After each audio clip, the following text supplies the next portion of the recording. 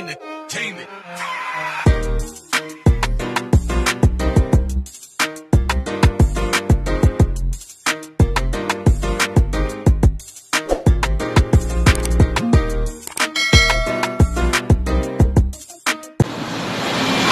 Hello guys, welcome back again to my YouTube channel, Brian Motorworks. Ito, may gagawin tayong motor na mahirap paandarin.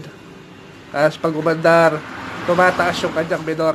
Ngayon, ito hindi na namin siya pinaandar kasi sumakit na yung paa namin sa kakasipa. Ngayon, aayusin natin siya step by step. Tingnan muna natin yung kanyang power kung malakas. Ito, tingnan natin yung power niya, mga kabotors. Sila. Yan, yan. Okay, meron siya power. Ngayon, dito tayo pupunta sa kanyang curve, mga ka-motorworks. Tatanggalin natin to, nilinisin natin. Okay? Dahil hirap siya paandarin, tapos kapag umandar naman siya, tumataas yung minor niya. Okay. Sobrang dumi niya. Dahil naka-open siya, oh. Yan. Yan. Nalilisan natin yan.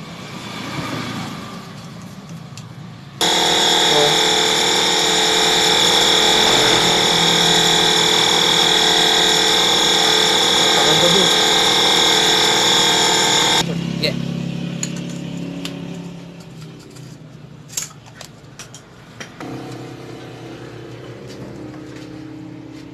Okay, yan, okay na siya. Tapos sabay tune-up na rin.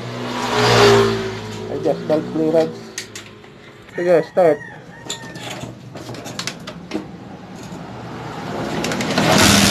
Okay.